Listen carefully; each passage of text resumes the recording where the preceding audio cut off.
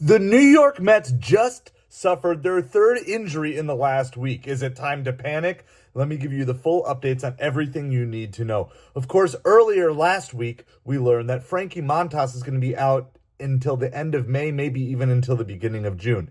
Then yesterday, we found out that Nick Madrigal got hurt before he even got an at-bat in his first spring training game, trying to take the roster spot that Jose Iglesias had last year. Let me read you a little bit of an update from this because we didn't have all this news yesterday. The Mets bench competition experienced some early upheaval on Sunday when infielder Nick Madrigal dislocated his right shoulder. Manager Carlos Mendoza announced on Monday that an MRI had revealed a fracture in the shoulder and that Madrigal would be out a long time.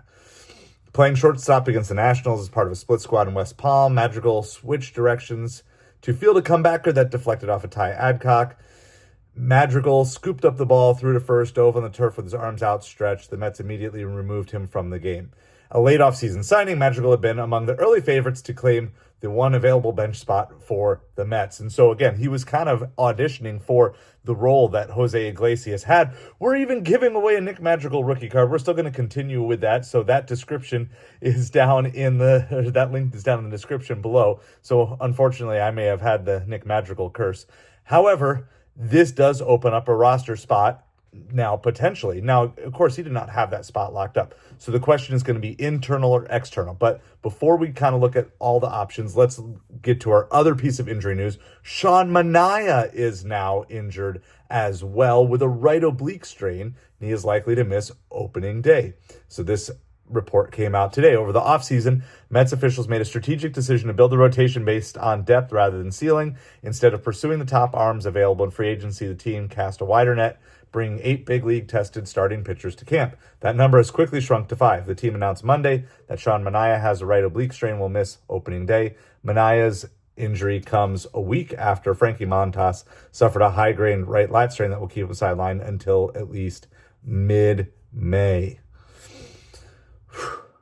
So, how long? Well, obviously you cannot risk bring Manaea back too soon. So now we've got 2 different injuries that open up 2 potential roster spots for opening day. What does this mean? Okay, so first, let's look at the internal options. Internal options would be, obviously, the Mets still do have starting pitchers that are available here. Maybe Tyler McGill ends up breaking with the team once again. You know, he kind of often shows up to spring training without a roster spot, and things have come along where maybe he does that. Do the Mets pursue that? So that's one option. Of course, on the infielder side with Madrigal, you could be just looking to keep Beatty and Acuna and Vientos all on the roster spot and just kind of use their versatility that way. Okay, the other is the free agent. Now, there's a pair of Jose's available that could potentially match these gaps in the roster if you want to go that direction as the Mets.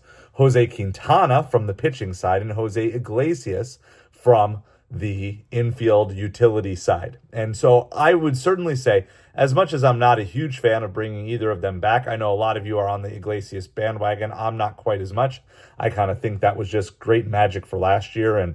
But nonetheless, he had a great season. And so if that's the direction the Mets want to go, I prefer that. Of course, the final route to go is via trade. And of course, there are still rumored big name starting pitchers available out on the trade block as well. Of all the 3 options, the trade route is the option that I like the least. And I personally am inclined to think that the Mets are least likely to pursue, at least in terms of any sort of big name, high end type of person, because the Mets know that depth is important. They're trying to build out their farm system. And do you really want to be trading for someone, especially if Montas and Manaea are back and ready to go, and you've got then 8 or 9 pitchers on your starting staff? You don't need that. So the idea, though, of bringing Quintana back or Iglesias is there. I don't know. It's certainly not panic time by any means. These are not, the Manaea injury hurts a little bit, but it sounds like he should be back relatively quickly. The Madrigal injury, of course, I was cheering for him to make the team. However, that's not going to be a major loss there in terms of the overall team composition, because either Iglesias or Beatty or somebody else or Acuna ends up taking that role. And so there's a whole bunch of different things to go here. So give me your ratings down in the comments below. What would be your number 1 choice to replace Madrigal? Would you stay in in the current team, or would you want to sign someone, or you want to trade? Same thing for Manaea. Do you want to stay within the team with like a Tyler McGill? Do you want to sign Jose Quintana, or do you want to make that trade? I again really don't want to see the Mets making a trade here, at least not any sort of major prospects or any of our young baby Mets. I really don't want to see them going out the door, because I think it's just way too early to panic. I think there's going to be plenty of opportunities to pick up a frontline starting pitcher down the road, but maybe you want to see. And I guess the other part of this that I say is injuries ultimately are kind of a crapshoot. You can't control them.